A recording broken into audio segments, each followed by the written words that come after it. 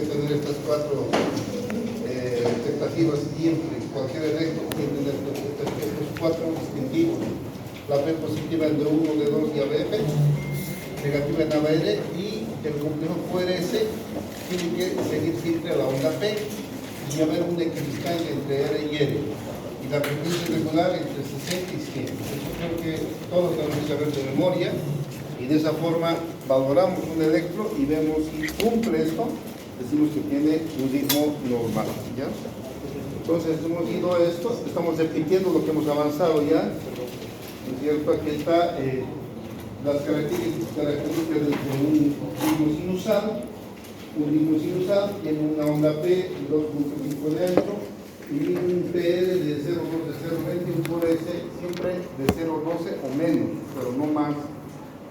Y entonces tenemos este gráfico que nos muestra un electro normal, ¿ya? Entonces esto lo vamos a practicar ya estas semanas que vienen.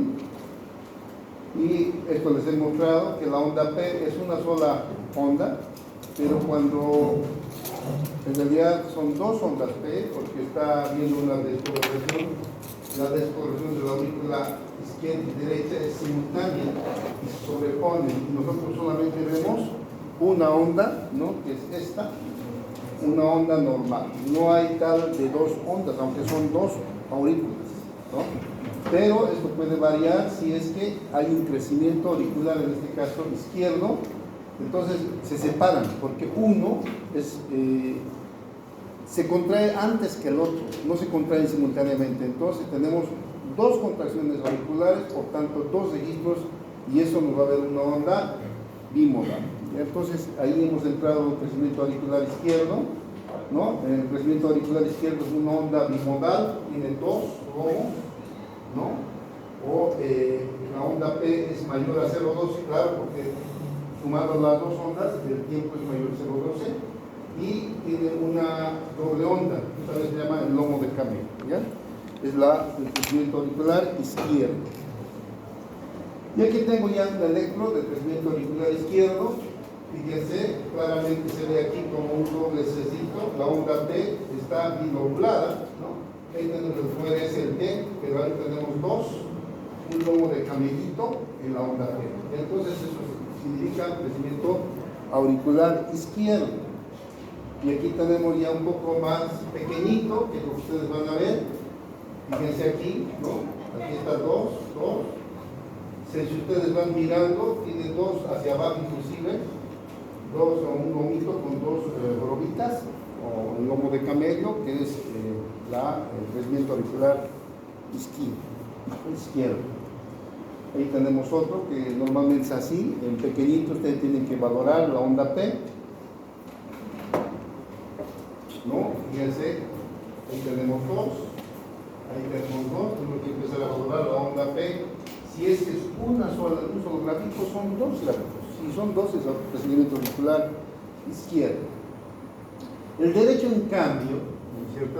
El derecho, aunque puede crecer el derecho, pero como el izquierdo tiene una contracción mayor porque está botando sangre hacia el ventrículo izquierdo, no lo va a vencer, pero crece la onda. La onda P aumenta en tamaño, no en ancho.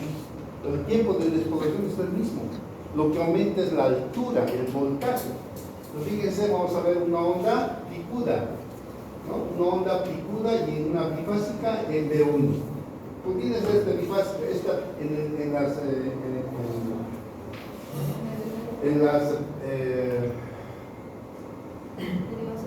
derivaciones frontales vamos a ver solamente una onda picuda.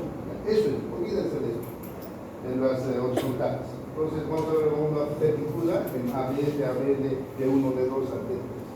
Esta es una onda picuda que es crecimiento auricular derecho, ¿ya? Diferente al izquierdo, ¿no es cierto?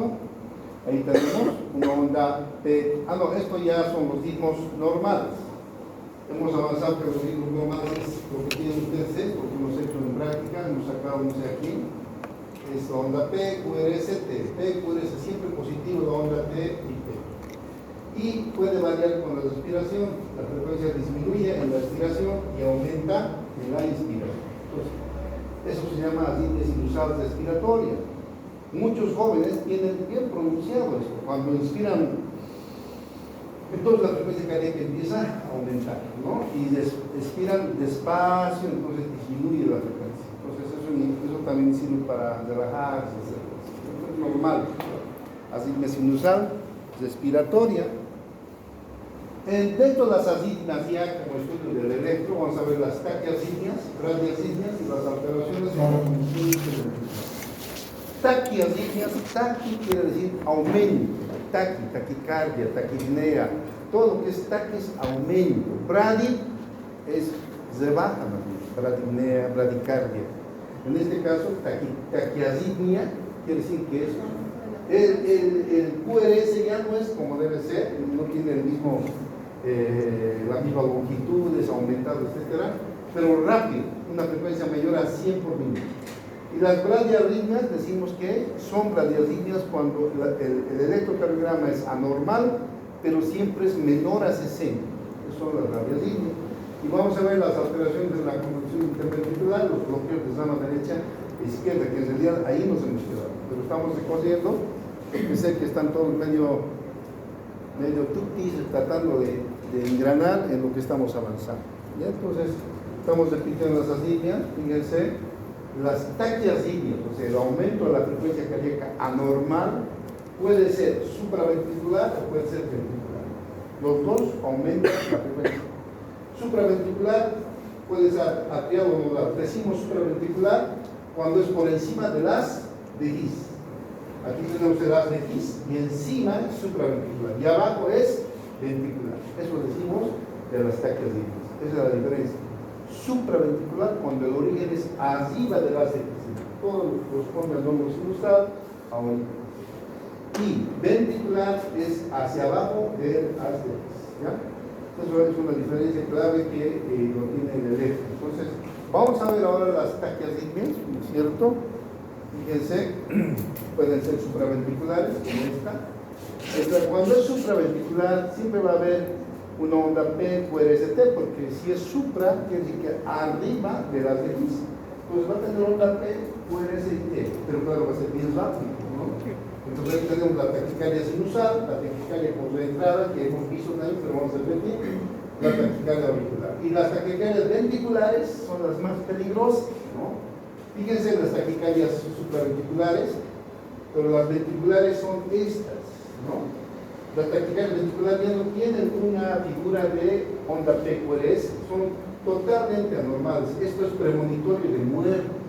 La taquicardia ventricular, cuando ustedes ven esto en el aparato, en el monitor, eso es sinónimo de alistar el desfibrilador, ¿ya? Porque ese paciente va a ser paro.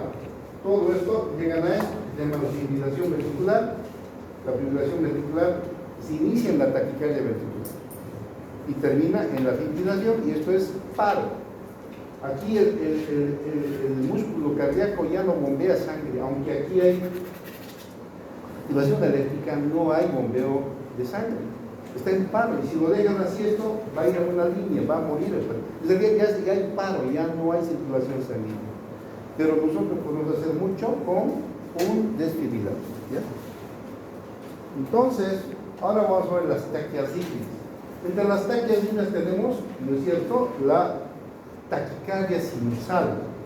Fíjense, vamos a ir atrás para que vean que la taquicardia sinusal es una taquiarritmia. La taquicardia por centrada es otra taquiarritmia.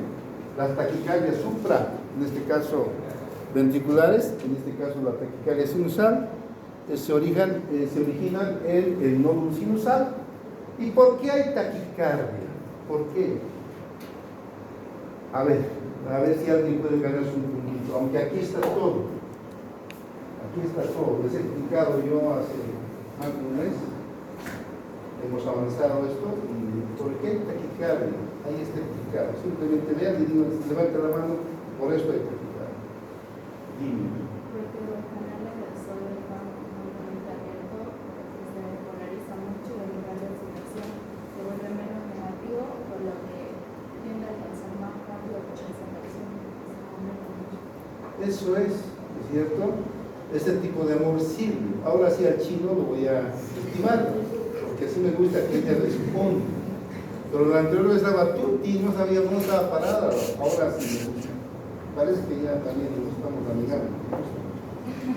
Pero entonces, escúchenme bien, fíjense, esto es del nódulo sinusal. Este gráfico es del nódulo sinusal. El gráfico que vamos a hacer ¿ustedes tienen el viernes o el jueves? El viernes vamos a hacer una práctica de potencial de acción cardíaca. O sea, tienen que dominar esto.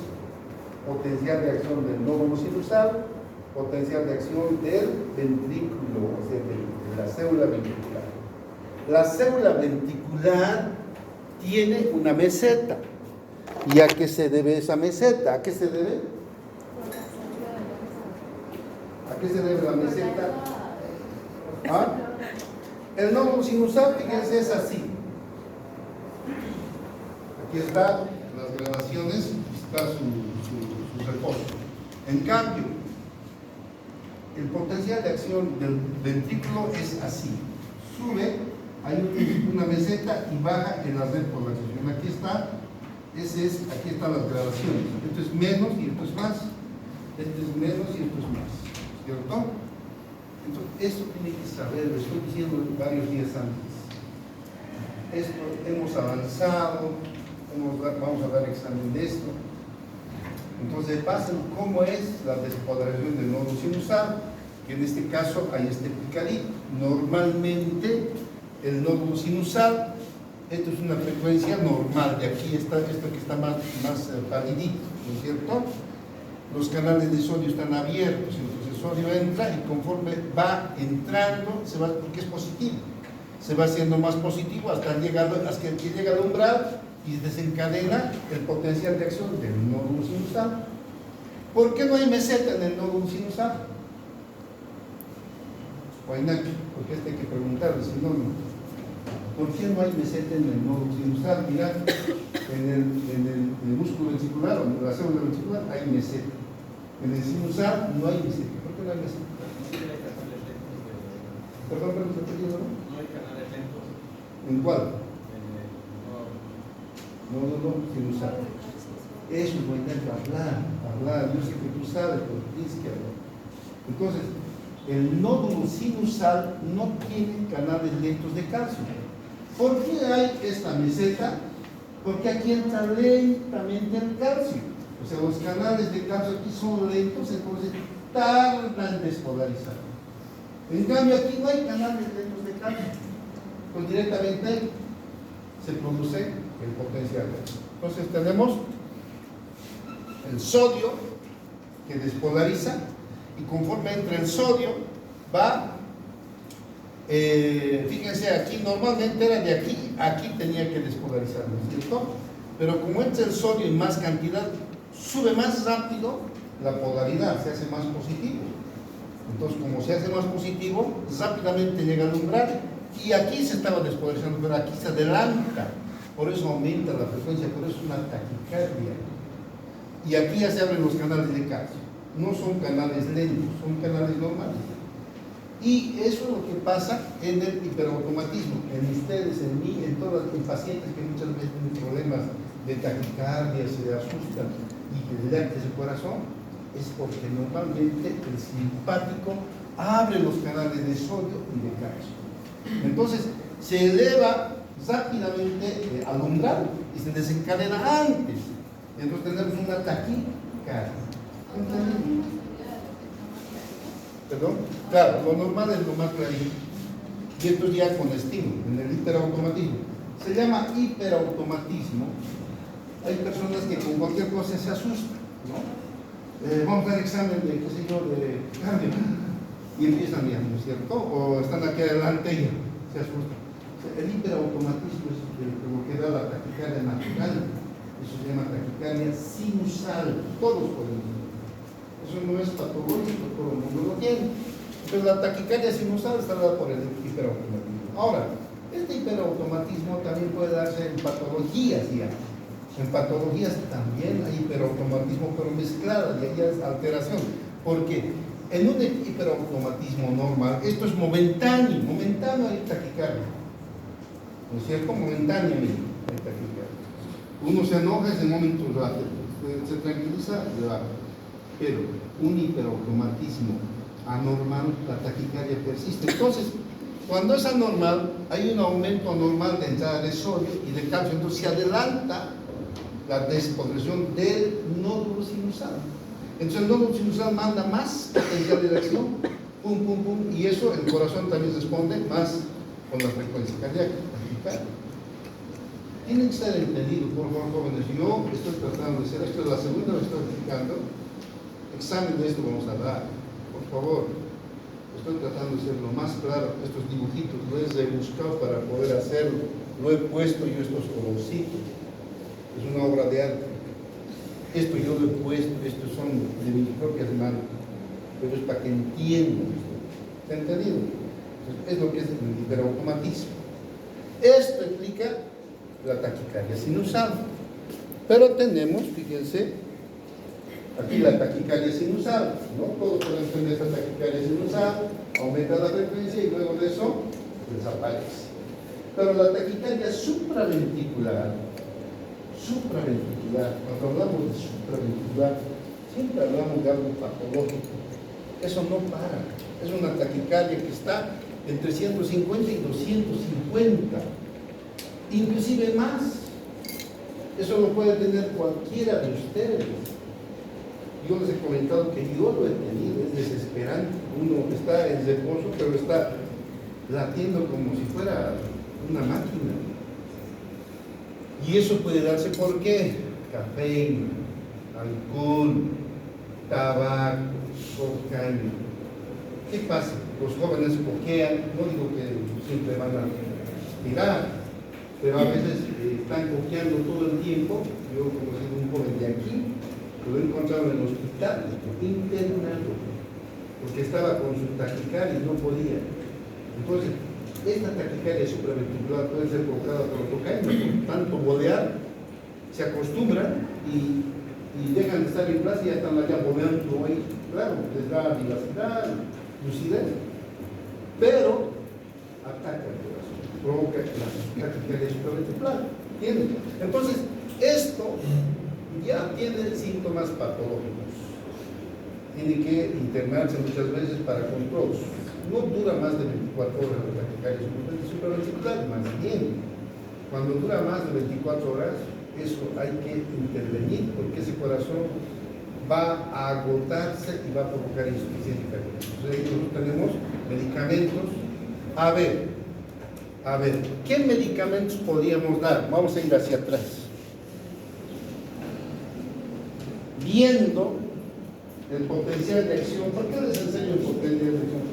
Porque ustedes al año van a aprender fármacos que van a provocar, de los que están taquicárdicos, lo van a volver tranquilos, bradicárdicos. ¿Qué medicamento y dónde tiene que actuar para que no haya taquicardia supraventricular? A ver, vamos a preguntar, porque nadie dice nada.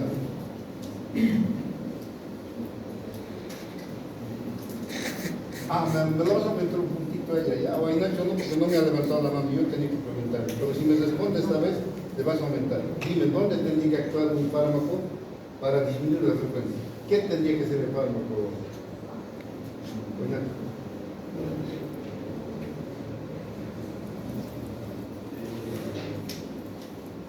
¿Qué está provocando pues que haya mayor frecuencia? ¿Va? Un poquito más fuerte.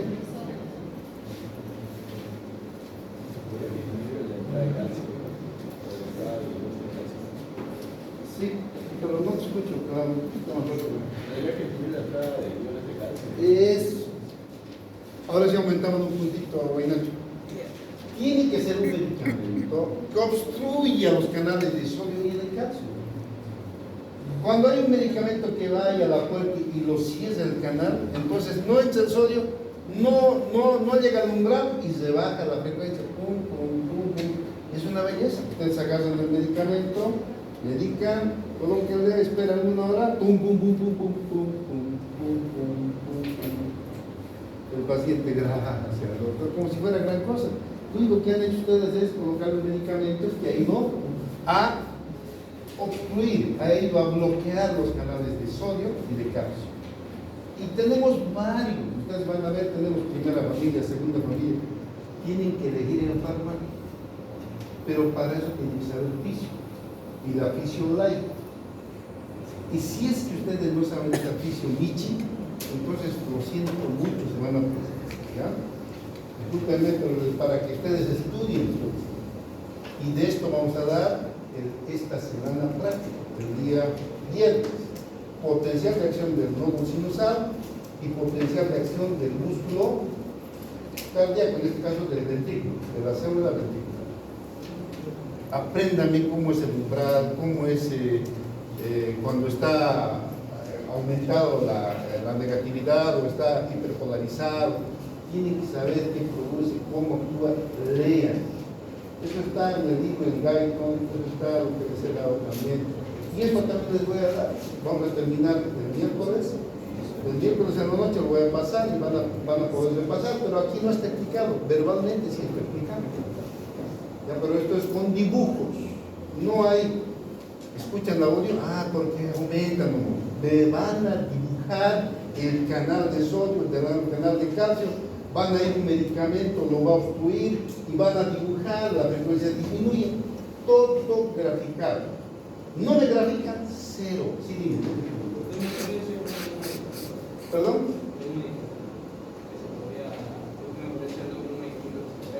No te escucho muy, no sé. El nombre de un medicamento que se podría aplicar en este caso, se podría decir. El amlodipino. Bueno, no vamos a fármaco nosotros, ¿no? Vamos a amilorina nosotros usamos, ¿no? Hay varios, ¿no? Pero ustedes van a usar un medicamento que obstruye los canales de sodio y calcio. Yo no quiero nombres, aunque se pueden encontrar nombres, no me interesa el nombre.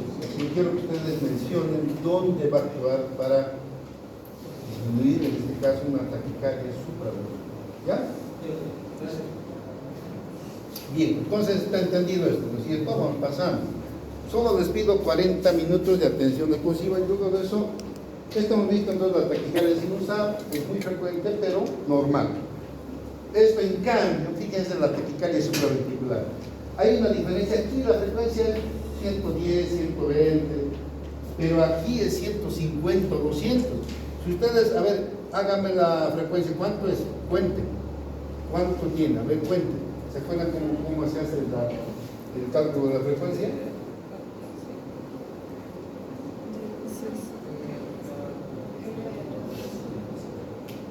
¿Qué van a contar? Sencillo, ahí simplemente cuenta. Ubican un puntito donde esté sobre la línea negra. Y de ahí, aquí, por ejemplo. Aquí ya pueden contar.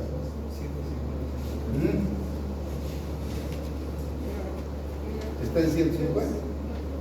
Y tal vez más. Entonces, esto es una taquicardia supraventricular. Y es increíble, es desesperante. Cuando ustedes ven al paciente allí, si no pasa, ¿y qué se puede hacer? Si ustedes están en una posta donde no hay nada, pero están con taquicardia, ¿qué pueden hacer para que disminuya? ¿Qué se llama eso, mi amor? Mira, si me sacas buena trata, yo lo voy a decir, ¿cómo estás, mi querido? Pero si me sacas malas notas, no lo voy a entender. Porque tienen que ayudar al estudio, si no, no sirve, estás en proceso de aprendizaje. ¿Qué vas a hacer en un paciente? ¿Ah? Sí, sí. ¿Por qué? ¿Qué hace el masaje?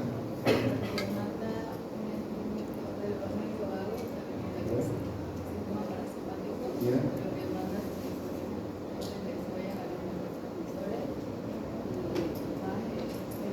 Eso me van a hacer con gráficos. ¿Me entienden? Me van a hacer el masaje, me van a poner la vía, me van a poner todo está dibujadito, cómo va, cómo defiende la frecuencia cardíaca. Práctica siempre. No me hacen, y me dicen verbalmente, por favor, estimado, él es muy explícito, pero verbal no, tiene que ser graficado. No hay, aquí vemos que no sirve por escrito, no, tiene que ser en gráfico, ¿ya? Y eso va a ser la práctica esta de esta semana, ¿ya? Me estoy adelantando. Entonces, el que no sabe, lo siento mucho, que tienen que hacerlo desde la 1:20 hasta las 6, no hay más. Les va a dar suficiente tiempo, son como, no solamente la horita y media que tienen que pasar, sino más, para que lo hagan unos monográficos. Escúchenme, todos los chicos ahora traen su guidon y traen su mangos de colores, mango rojo, verde, azul, negro, cosas de que me hagan con mango. Olvídense el marcador, cero, el marcador no sirve, confunde, yo no sé qué estoy viendo ahí. En cambio con mango no hay cómo engañar, ahí está su dibujo, ¿ya? Por favor, pues háganlo bien, yo quiero que todo el mundo se saque buena nota, ¿listo? Entonces, fíjense, la taquicardia supraventricular es así. Y si ustedes se fijan, tiene onda P, QRST, onda P, QRST, onda P, QRST, todo. Solamente que está tan pequeño y tan pequeño que va a provocar un agotamiento del corazón. Esto es una emergencia. Hay que internar al paciente cuando está así, ¿cierto? Y esto puede agotar y puede provocar síncope, etc. Por eso tenemos y tenemos el medicamento, hasta el tiempo para comprar. Si no hay, mandan la receta, va el paciente, papá, mamá, el esposo, quien sea, trae, se medica y en 1 hora ya empieza el paciente normalizando su vida, ¿no? ¿Alguna pregunta hasta aquí? Cualquier pregunta, levantan la mano, ¿ya? Vamos a ver ahora las líneas de entrada, que también es avanzado, pero voy a volver a repetir. ¿Por qué he incluido aquí en fisio las líneas de entrada? Porque las líneas de entrada es la más frecuente, es lo que más hay en emergencia, es la que más hay. Entonces el 80% de la supraventricular son las líneas por entrada.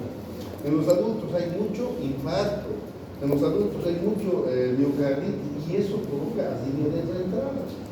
Entonces esto es frecuente y ustedes tienen que saber cómo actúa fisiológicamente para después también elegir los medicamentos cuando ustedes fármaco que está a la vuelta de la esquina. ¿Dónde sucede? Sucede en el nódulo aurículo-ventricular. No es el nódulo sinusal, nódulo aurículo-ventricular. Pues este es el nódulo aurículo-ventricular y aquí viene, de aquí viene del nódulo sinusal al aurículo-ventricular y de aquí sale a las de His. Entonces, el nódulo auriculoventricular, ahí sucede este mecanismo de reentrada. Entonces, ¿qué sucede en este? Fíjense, aquí está saliendo el haz de His, ¿no es cierto? Y esto va a ir al ventrículo, y eso van a hacer latir el corazón. Entonces, en el nódulo auriculoventricular, por un infarto cardíaco, por una intoxicación, por una miocarditis, por un virus, ahí váyanos a ver, ya ustedes, el cardiólogo va a saber, pero ustedes van a poder saber cómo tratar. Sucede lo siguiente: un lugarcito de aquí, del nódulo auriculoventricular, una parte se lesiona. O sea, estas celulitas no funcionan bien, que están aquí. Y la otra parte está normal. Entonces tenemos dos partes en el nódulo auriculoventricular. Una parte que ya sea por hipoxia, isquemia, de alguna forma se ha lesionado, que es muy frecuente en adultos, y la otra parte no. Entonces, viene de la aurícula del nódulo sinusal el potencial de acción y en vez de ir recto se divide en dos porque son dos células, una dañada y una que está bien, ¿no es cierto? Y aquí el estímulo va rápido, porque es la vía rápida, se llama la vía rápida. Por aquí viene el estímulo, el potencial y pasa al ventrículo, por las de His. En cambio, por otro lado, viene el potencial de acción, y aquí esto está así porque tarda. Es la vía lenta. Tiene un periodo refractario corto, pero lento va. El potencial de acción va lento por ahí. ¿Entienden? Entonces, una vez que este otro pasa, y el otro le sigue después, inmediatamente después. El corazón, como está queriendo latir el otro, aumenta un poquito la potencia y no pasa nada. Eso es lo que no pasa nada hasta que sucede la reentrada. Hasta aquí está entendido esto, ¿no es cierto? Ahora pasemos al mecanismo propiamente de las líneas de entrada. Fíjense, esto que lo estoy aplicando está aquí escrito. Simplemente volverlo a leer y analizarlo junto con el gráfico que está ahí. Entonces fíjense, esto es un PQRST. PQRST es el electro, ¿no? Pero fíjense el electro aquí, y aquí está seguidito, ya está con taquicardia supraventricular en un adulto. ¿Qué ha pasado?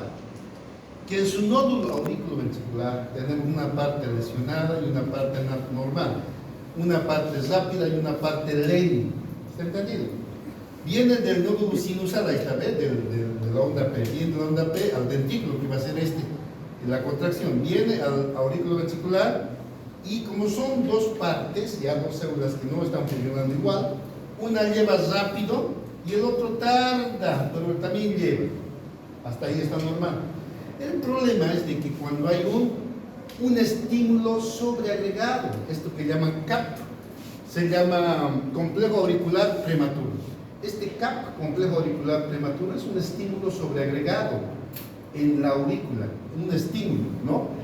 Entonces fíjense sobre lo que hay donde el nódulo sinusal se ha agregado este estímulo de la aurícula. Entonces viene el estímulo primero y sigue su camino como debe ser. Sin embargo, se agrega antes de que venga el próximo ciclo, se agrega un CAP, o sea, un estímulo sobreagregado, y ese estímulo viene y el otro ya está pasando al anterior estímulo. Viene, quiere pasar a este lado, no puede. ¿Por qué? Porque está en sus periodos de refractario. En periodos de refractario no hay contracción. ¿Se acuerdan del potencial de acción de un periodo de refractario? No puede haber respuesta, pero sí aquí, porque el periodo de refractario es corto. Entonces viene por aquí el estímulo, aquí quiere pasar, no pasa. Pero por aquí pasa. Pasa todo, porque aquí el periodo de refractario es más rápido. Entonces por aquí pasa, y una vez que pasa por aquí, sucede que esta parte lentamente está viniendo por aquí el estímulo. Este periodo refractario termina. Entonces pasa el estímulo, un potencial de acción, pero da la vuelta y como ha terminado, vuelve a entrar a ese lado. Y vuelve a dar una vuelta, y entonces tenemos la reentrada. Y por eso tenemos doble frecuencia. Uno del nódulo sinusal y otro del estímulo sobreagregado. Entonces, una frecuencia cardíaca brutal. Y si nosotros no paramos eso sí es patológico, ¿cierto? Y eso ya requiere frenar aquí en el nódulo auriculoventricular. La cardiología está sumamente avanzada. Ustedes van a ver cuando estén en cardio, ya incluso va a haber cosas que hablan ni siquiera no estamos ni yo sé decir van a inventar, pero ustedes tienen que saber lo mínimo de fisiología cardíaca. No estoy pidiendo, no estoy diciendo una fisiología light, pues tampoco les va a pedir que ustedes sepan demasiado, pero estas cosas básicas tienen que saber. ¿Alguna pregunta? Sí.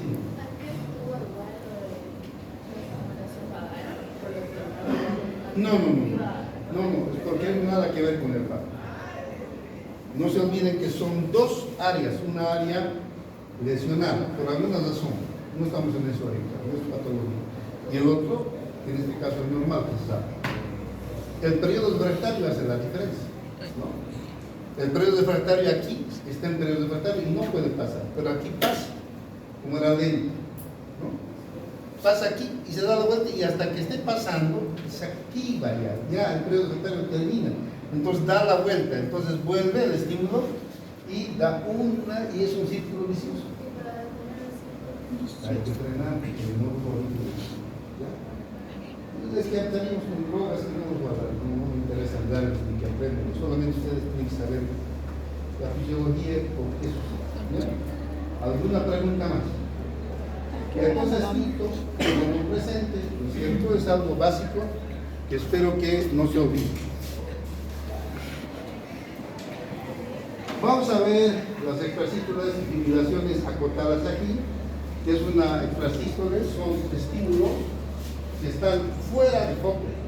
El nódulo sinusal estimula, pero estas extrasístoles auriculares son foquitos que tienen la aurícula que empieza. Fíjense que tenemos la onda P, pero este estímulo auricular estimula otra onda P. y otro estímulo. Entonces, hay un nuevo estímulo de origen auricular y eso se llama una extrasístole auricular. Esto es frecuente. Estos foquitos tópicos auriculares hasta se dan por la alimentación, ¿no? Nosotros, el año pasado, tenía una joven así hermosa como la pelada, normal, y sin embargo tenía sus extrasístoles, claramente uno podía ocultar porque o sea, está ahí disparando su potencial de acción auricular, se llama extrasístole auricular. Y como es un potencial de acción, esta extrasístole auricular provoca otro potencial de acción cardíaca, por eso es que altera la frecuencia cardíaca. Entonces eso es muy frecuente en forma, digamos, natural. Muchas personas que comen a veces cosas que no deben, tóxicos, provocan este tipo de extrasístoles hasta que lo digieren y luego se normaliza. Ni siquiera nos damos cuenta. ¿Cuántos estaremos teniendo extrasístoles y estamos normales? Pero puede ser ya una aurícula que ya esté lesionada, que tenga dentro de un par de sindrómicos del corazón, y entonces tenemos la fibrilación auricular. Son muchos focos auriculares ectópicos. Entonces, cuando son muchos focos ectópicos, tenemos, aquí no diferencia una onda P, onda P, onda P, onda P, onda P, onda P, onda P, onda P. No se diferencia una onda P, sino que son tantos focos ectópicos que provocan diferentes ondas P. Y es un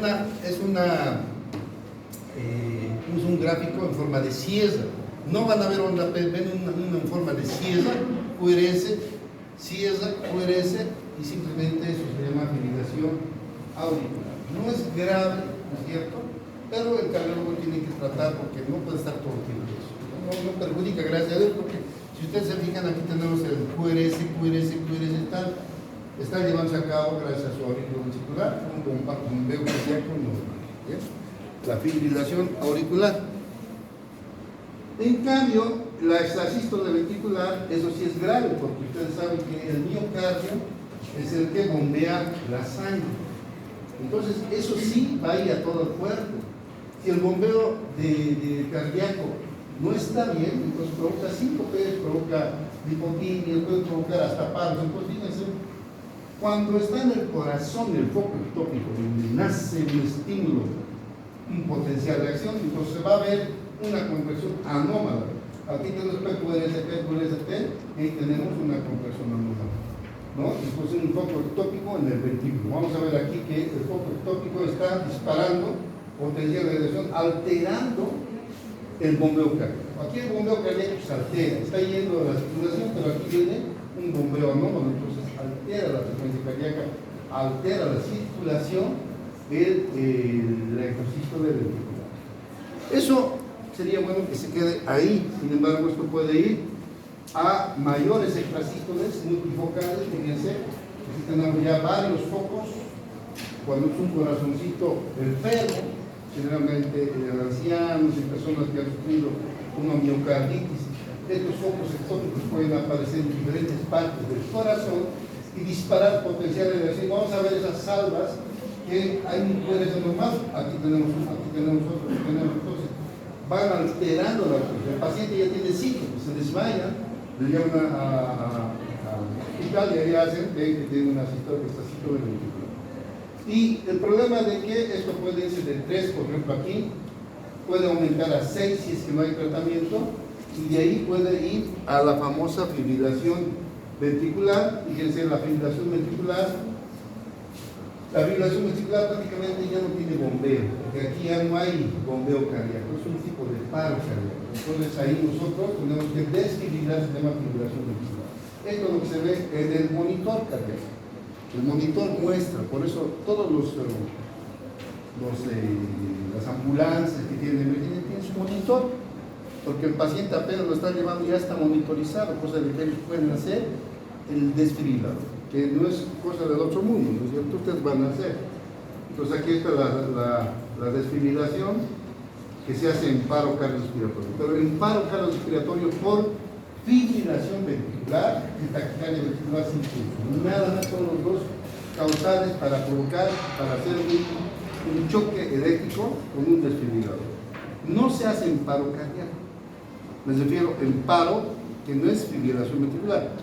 Por ejemplo, en los niños la mayoría no tienen fibrilación ventricular. Hay excepciones, pero generalmente no tienen.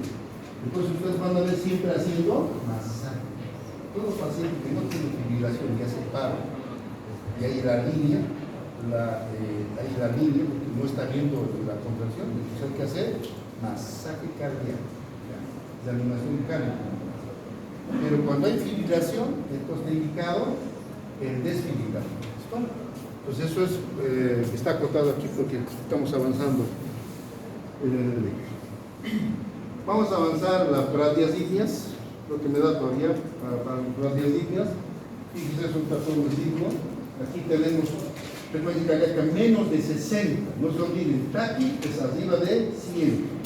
Bradi abajo de 60, ¿no? Aquí tenemos la bradicardia sinusal. La bradicardia sinusal es muy frecuente en estos pelados. Todo joven que hace ejercicio, todo joven que hace deporte, generalmente son bradicárdios, ¿no? Bradicardia, el corazón late en menor cantidad. El gasto cardíaco es menor. Y como su cuerpo está acostumbrado a gastos cardíacos superiores con el ejercicio con test de reposo, entonces con poco es suficiente, por eso es un bradicardia. Bradicardia sinusal. Pero puede haber, es común en jóvenes, pero puede haber bloqueos sinusales y auriculoventriculares, ¿no? Eso no vamos a avanzar, les voy a mostrar simplemente, lo van a ver en cara. Pero esto es una bradicardia sinusal, aquí van a ver, cuentan, a ver, tenemos 1, 2, 3, 4, 5, 6. ¿Cuánto es su frecuencia cardíaca? 50. ¿Cuánto? 50, ¿no? Es una bradicardia sinusal, ¿ya? Entonces esto es frecuente en los jóvenes atletas más que todo. Ahora vamos a ver las bradias ígneas. ¿A qué se debe la bradicardia sinusal? Fisiológicamente la bradicardia sinusal se debe a que normalmente en el nódulo sinusal es donde tiene acción el parasimpático, el vago. ¿Y qué hace el vago ahí? El vago abre los canales de potasio. Al abrir los canales de potasio, ¿qué pasa con la célula del nódulo sinusal? Se hiperpolariza. Y si se hiperpolariza, fíjense, se va a hacer más negativo. Fíjense, estaba aquí menos 55 desde el reposo, pero se hace menos 60, o sea, se hiperpolariza. Entonces, como se hiperpolariza, tarda más en llegar al umbral, entonces la frecuencia cardíaca disminuye. Ese es el fenómeno de las bradias ígneas. El origen fisiológico no es nada más que el estímulo del vago a nivel del nódulo sinusal, ¿ya? Esto tiene que estar claro, y en la práctica tienen que dibujar el nódulo sinusal, aurículo ventricular, gráfico. No quiero nada de escrito, ¿ya? ¿Alguna pregunta de esto? ¿Alguna pregunta? Ya, sigamos. Y aquí tenemos como muestra el bloqueo sinoauricular, que lo van a ver en cardio. El estímulo del nódulo sinusal tarda en llegar, poco a poco, al final no llega y hay un espacio largo en el cual no llega, es un bloqueo sinoauricular. El bloqueo AB completo es cuando hay el nódulo sinusal por su parte manda potencial de acción y el aurículo ventricular por su parte. Entonces tenemos la onda P regular y los QRS regulares, pero por el aurículo ventricular. Entonces se llama bloqueo AB completo, que lo van a ver ustedes en su curso de cardio. Aquí solamente estamos viendo una muestra nada más. El ritmo de la unión sí que es sencillo de ver. ¿Qué es el ritmo de la unión? Cuando hablamos de ritmo de la unión, estamos hablando del ritmo del nódulo auriculoventricular. Y generalmente el nódulo auriculoventricular se activa cuando el nódulo sinusal deja de trabajar. Es el ritmo de escape. Cuando una persona tiene un paro, o por el cigarro de un paro, el auriculoventricular toma el control y empieza a latir. La característica es que el auriculoventricular, el ritmo nodal, el ritmo de la unión, ¿no?, es bradicárdico, tiene un ritmo de 45, 50, 45 por minuto. Pero gracias a eso, que se llama escape ventricular, el paciente recupera la vida, no muere, porque el nódulo sinusal deja de trabajar momentáneamente, el auriculoventricular toma el control, y ustedes van a ver una bradicardia extrema, Pero, gracias a Dios, como le digo, el general no es, a no ser que eso tenga un problema cardíaco. Ya se llama ritmo de la unión. Vamos a ver las alteraciones de la conducción interventricular, así más, falta todavía 10 minutos, ¿no es cierto? En este hemos quedado en realidad, ¿recuerdan, En este hemos quedado en el anterior, pero ahora vamos a repetir ya, ahora estamos entrando en materia. Entonces, fíjense, tenemos los famosos bloqueos de las ramas de las de His. Entonces, cuando hay bloqueos de las ramas derecha e izquierda, ustedes saben que el haz de His nace en el aurículo ventricular, se divide en dos ramas, izquierda y derecha. Se puede bloquear el lado izquierdo o el lado derecho. Entonces tenemos bloqueo de las ramas derecha e izquierda. Y ahorita vamos a ver, aquí tengo un dibujito que les voy a aclarar. Aquí, ¿no? Estos son los ventrículos izquierdo y derecho, ya está el haz de His dividiéndose. El bloqueo puede ser aquí, sería bloqueo de la rama derecha, o aquí, bloqueo de la rama izquierda. Entonces, en los bloqueos de rama, ustedes van a ver que claramente va a haber, cuando hay bloqueo, si se bloquea aquí, entonces hay una disparidad. Hemos dicho que el potencial de acción cardíaco, simultáneamente por las fibras de Purkinje, contrae a los dos ventrículos. Entonces tenemos un solo gráfico. Pero cuando uno se adelanta, un ventrículo late primero y después el otro, tenemos dos ventrículos, dos ondas R. En este caso, primero, si el bloqueo está aquí, primero se despolariza esto y luego se despolariza. Entonces ya se separa la despolarización ventricular y tenemos dos gráficos, una onda R y otra onda R. Y esto siempre van a ver en un bloqueo de rama derecha. Siempre. Es algo que ustedes pueden ver en cualquier electrocardiograma de un paciente enfermo. El bloqueo de rama derecha es fácil. Esto no es nada. Entonces, ha habido se han separado las contracciones ventriculares en diferentes gráficos. Normalmente uno sobre otro y no se veía más que uno sobre otro. No, este es bloqueo de rama derecha y este es bloqueo de rama izquierda. Entonces el bloqueo estaría aquí. Entonces primero se despolariza el ventrículo derecho y luego el izquierdo. Entonces da esta forma de gráfico. Entonces fíjense, aquí tengo, y esto era que me lo hagan en la práctica. Esto quería hacer en la práctica, pero ya no me va a dar tiempo. Vamos a hacer el potencial de acción este fin de semana. Y de esto más no podríamos, porque ya no hay, ¿no es cierto? Ustedes saben que por un hablador que no sé, los del otro grupo dicen de eso, ustedes me dicen del otro, pero alguien ha ido a hablar diciendo que no hay práctica, y eso es un problema grande, que a la fuerza no podemos hacer más práctica, apenas pequeñitas prácticas. De lo que es light, vamos a hacer súper de contra light. Ahora, escúchenme bien, aquí vemos, cuando el bloqueo de rama derecha, en las derivaciones horizontales, en B1, B2 y B3, siempre van a ver el desdoblamiento de la contracción ventricular, ¿no? El tipo derecho, izquierdo, siempre. Y en donde sea, fíjense, vamos a ver el bloqueo de rama derecha. Aquí tengo electros normales. Aquí está, B1, bloqueo, B2 siempre, y está B1, B2, B3 a veces, B1, B2 siempre, B3 a veces. Siempre va a haber un desdoblamiento de sus bloqueos de rama derecha. No es así en la izquierda. En la izquierda simplemente es como que se quiere tirarlo. No logra desdoblarse porque el izquierdo tiene una contracción potente y no se deja, digamos, como en el caso del bloqueo de rama derecha. Pero aquí en B1, B2, B3 van a ver siempre doble contracción ventricular graficada. Y eso es sencillo de ver. El que no ve es un ciego, ¿no? Y ya saben por qué se produce este doble gráfico ventricular. Si hay alguna pregunta, levantan la voz. Aquí tenemos otro electro, y aquí tenemos igual. B1 está dividido, aquí está dividido, entonces aquí hay bloqueo de rama derecha. Y el bloqueo de rama izquierda es un poco más difuso porque el ventrículo izquierdo es potente, no logra, o sea, no permite que el otro se separe, sino que siempre va a tener que pesar más. pero como se retrasa, entonces va a haber aumento del QRS. El QRS, fíjense lo que aumenta aquí. Se hace como una especie de una mesetita. Y esta mesetita van a ver siempre en las derivaciones frontales, ¿ya? En las frontales van a ver siempre, en las derivaciones frontales van a ver un aumento, una especie de mesetita de la onda R que se hace más gruesa. Y este es el distintivo. En el otro, un desdoblamiento de la onda R de 1, de 2, de 3. En la ventricular izquierda van a ver un aumento en el grosor en las derivaciones frontales.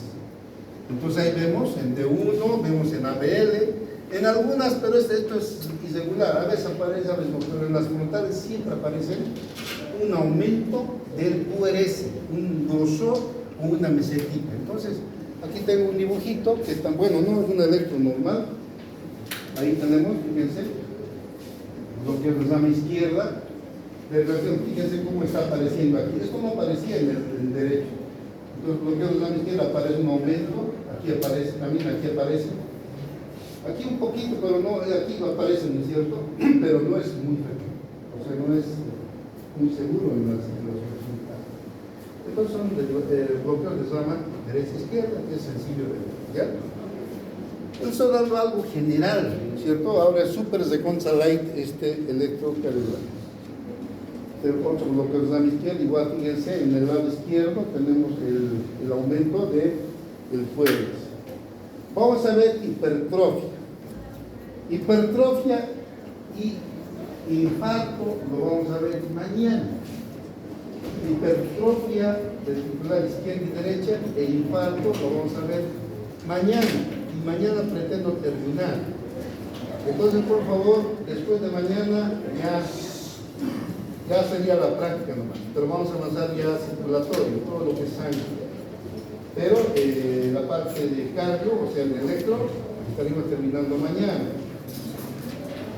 Y la práctica de esta semana es de potencial de acción cardíaco, nódulo sinusal y la célula ventricular. Les estoy diciendo para que se pase. Y el próximo va a ser de electro. Les va a dar tiempo desde pasar. ¿Listo? No es más, entonces nos vemos mañana. No.